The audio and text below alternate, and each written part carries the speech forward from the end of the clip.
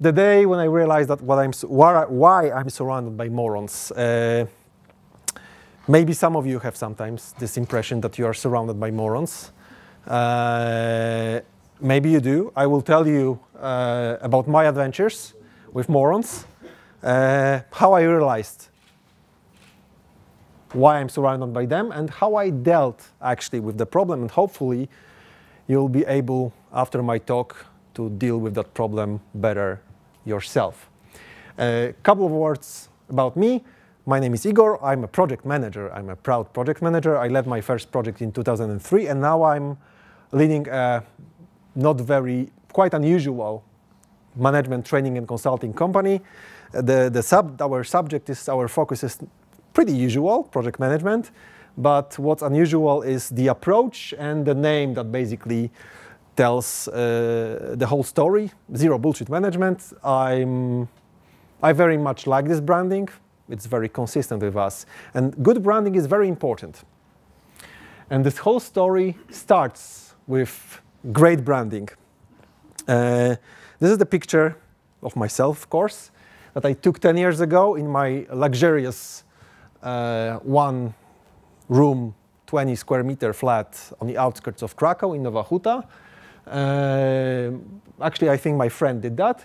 And then what I did, I took a very sophisticated graphic software called Paint, and I did cut out this part. I pasted it onto my resume, and I've sent to the biggest, at the time, Polish internet portal, because they had a job posting, senior project manager. They invited me for a job interview, and apparently my branding and marketing skills were very good, because I got the job. After I got the job, I learned that they actually hired me to lead their strategic project, development of the new CMS, new content management system, and it's the system used for posting articles. And for the portal, it's basically the heart of the portal. So what could happen in such a situation? Well, maybe some of you have faced such a challenge.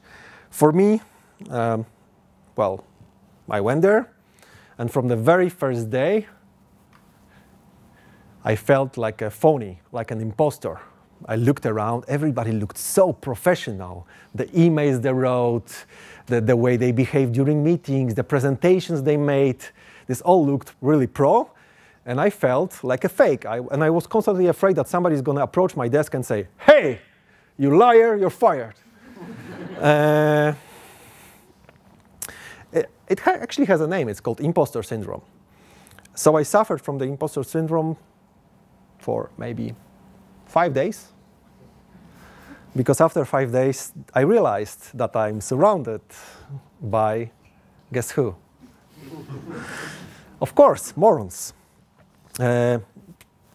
Say we have a meeting led by a guy from so-called business. Business in the internet portal is this part of the portal that actually brings revenue. We are discussing a new project.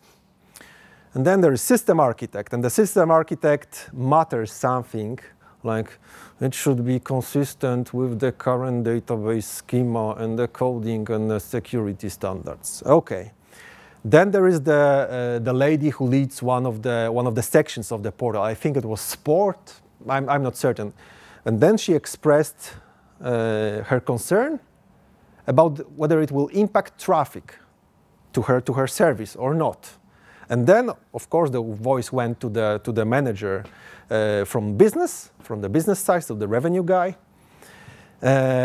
And he expressed his sincere enthusiasm about the new possibilities that this new great project will bring. Then there was more or less 5-second pause, total silence. The guy looked around, the guy from business looked around and said, "Oh, this is so great that we all agree that we should launch this project." Then he stood up and left. And I just stayed there like that, and questioning myself, hey, they haven't agreed on anything. Morons. Okay, next story. Couple of years later, another company. We needed some user experience expertise, but the amount of work was not that big in order to justify actually hiring somebody full-time. So obvious choice is consulting, external consulting. We received 3 proposals. The first one was very promising. It was from some freelancer, very good portfolio, really professional. So invited the guy. During the interview, he proved to be pretty introverted. I didn't care much. I liked his technical skills. My technical people said that he's okay. But my boss didn't really like his style. Extensive tattoos, some strange earrings, things like that. My boss wasn't certain that the communication will flow. Definitely. So we started discussions with 2 different companies, with small consulting companies. Both sent account managers. The first one probably it was not a key account manager. He must have been a junior. Let's just skip this part because there wasn't much to discuss. But the second company, oh, they've sent Simon. And Simon was great. A perfect tailored suit, very fancy one, nice shoes, great watch, amazing silk tie. But I know what you are thinking, a typical salesman guy. No, Simon was a real pro. The minute my boss walked into the room, he recognized that he has a fresh tan, that his skin is so bronze, and asked him whether he was on holiday. And the next hour, they spent basically discussing advantages and disadvantages of diving in Malta, scuba diving in Malta, because accidentally Simon was also a scuba diver. You can now guess who won the contract.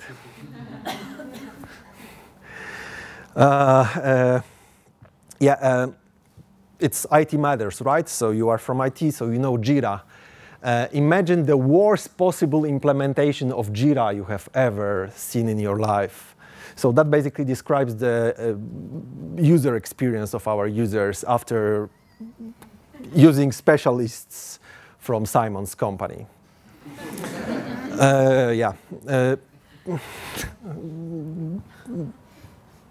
My boss was an idiot, sorry. Moron. Third story. Another couple of years later, I worked for a huge corporation, and we were developing mobile applications, internal mobile applications. And one day, one of the product owners came up with a pretty good idea. He said that, hey, they are in such a huge company, there are numerous so-called approvals in different systems. You have to approve purchase orders, business trips, change requests, bazillion of things. So he said, hey, let's build a small mobile application that will integrate with all the SAP instances in a company, so you can easily process this on your phone. Cool idea, I like that. But after 10 months of implementation, well, we learned a couple of things. Of course, the implementation proven to be way more difficult than we initially thought. Those were different countries, different setups, different customizations, different development cycles and change freezes. The costs skyrocketed. But actually the worst part was even the fact that nobody wanted to use it. When we launched the production version, like I think 3 people installed it.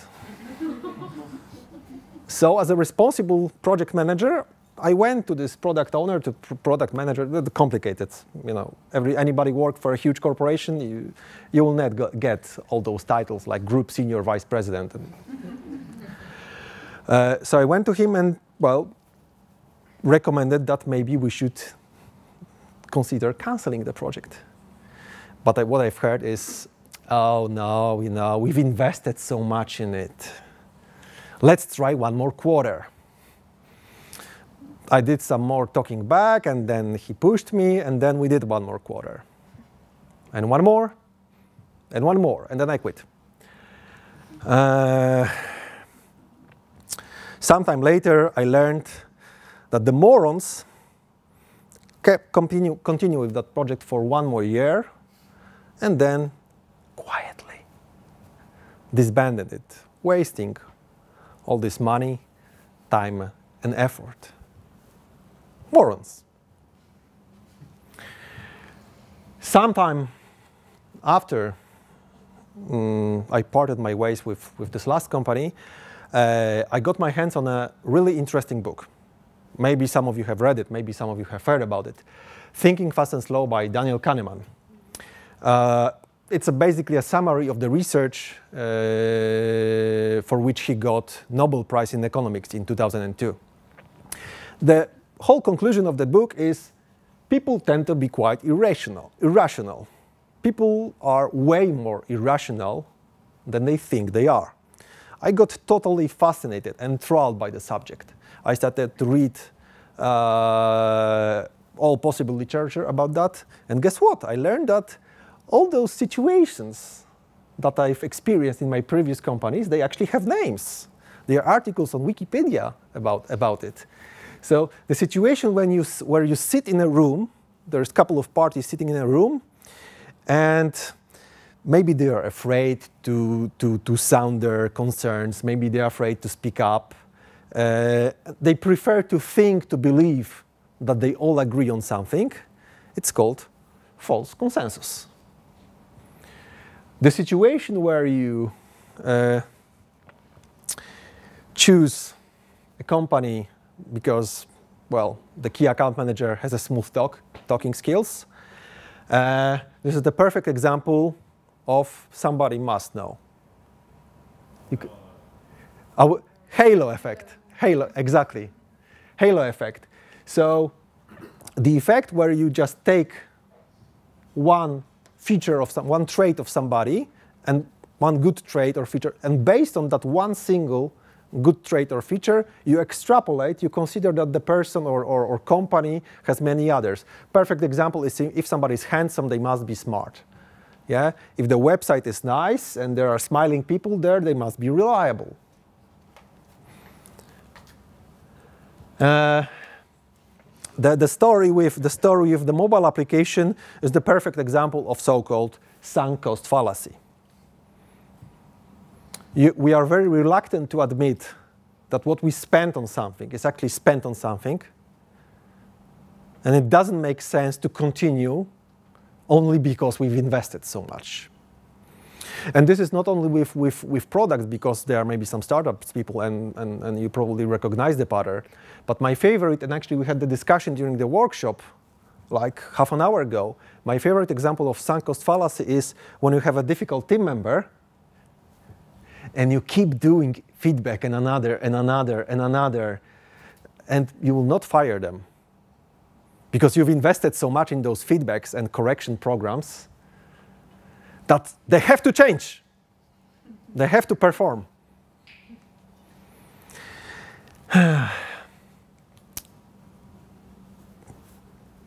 Those of you who are watchful maybe notice that I promised different thing in a title. There was supposed to be something about one single day when I had an epiphany. There wasn't something about epiphany yet. So no worries, there it comes. The Chinese say that you don't really get something, that you don't really understand or comprehend something until you try to teach it to somebody else, until you try to explain it to somebody else. So one day I sat with my close friends. I don't know why. I started to tell them about those cognitive biases, thinking traps, irrationalities that we make.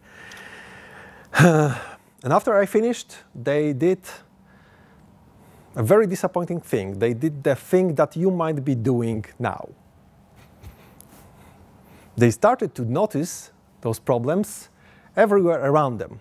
Basically, they said something like, oh yeah, this is exactly the way my boss does, or this is exactly my husband does, or this is exactly this guy from that team does.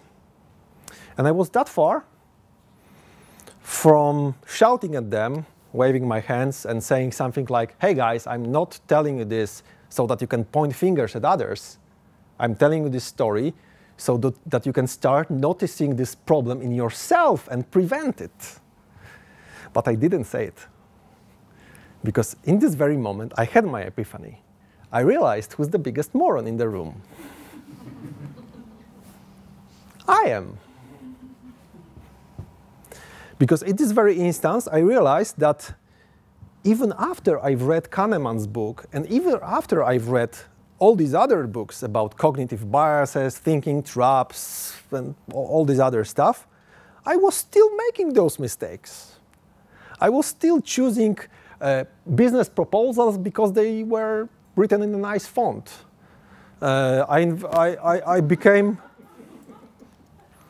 I became a long-term investor in couple of on blockchain, in couple of interesting cryptocurrencies, because I was so afraid to actually admit that the costs are sunk and that maybe I should cut the losses, even if the losses are 90%.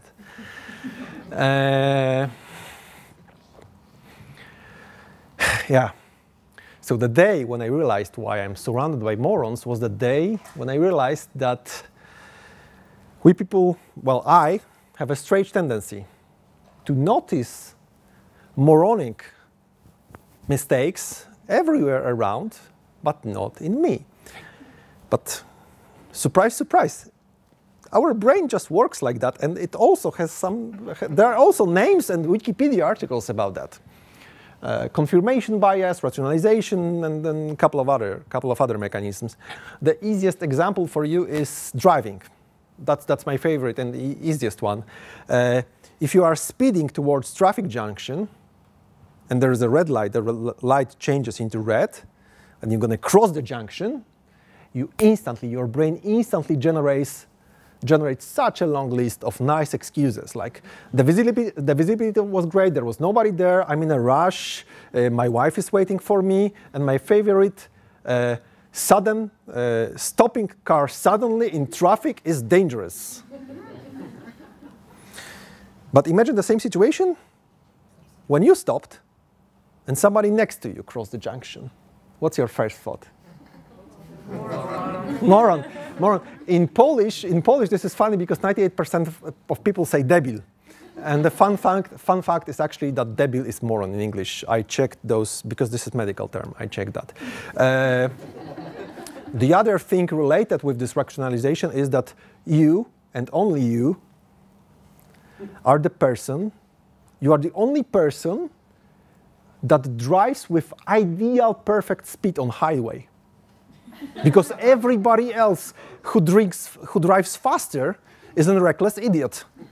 And everybody who drives slower is a sucker.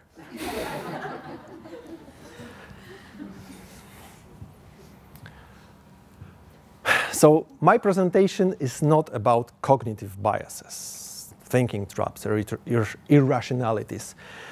My presentation is about the very special, very both funny and sad aspect of those thinking traps. That we people, despite the books, despite the knowledge about them, we still tend to notice them only in the others, while being oblivious to the instances where we commit them. Our brains works like that. My brain does, yours, yours, yours, his also. We are all morons way more often than we are ready to admit it. So my suggestion after this presentation is, during the next heated debate, during the next argument, discussion, especially if you feel anger, frustration, stomach cramps, this pang in your gut, like, you may try to ask one of the questions. You may ask to yourself one of the questions. What's here an opinion or interpretation, and what is a fact? This is very difficult for the people with whom I work. I hear. So what was the fact? This presentation was unprofessional. Is it opinion or a fact? Nice font used. Excuse me? Nice font used. Yeah, you can you can say your font sucked. You missed 2 slides, and those are facts. No, those are not facts. Your phone sucked is also not a fact. Am I not slanting the truth because I want to win the argument? This is very tempting. Very often in an argument, sometime halfway through, it's not about getting to the right solution. It's about winning the argument, especially if the group is big. If anybody ever participated in those email threads with 15 people in CC, it's not about winning. It's not about reaching a good solution. It's about winning the argument. And the third and my favorite is, this really works for me. What would have said someone I admire and respect if they saw this situation? I remind myself of some mentors I had throughout my life and ask myself honest question, what would they say? By developing such a habit, you will not only realize that there are way less morons around you than you initially thought.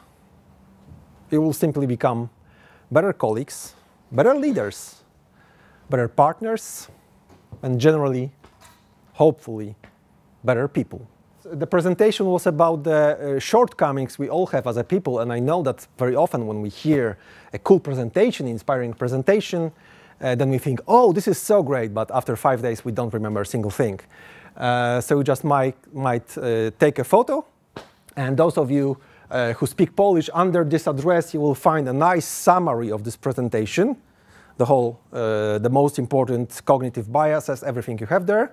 Of course, next to the offering of my business trainings, but no worries, you will not be forced to leave your email. I won't also send you an ebook that will change your life forever. Zero bullshit, right? For the English speaker, just ping me on LinkedIn. I will send you some interesting stuff. So thank you again.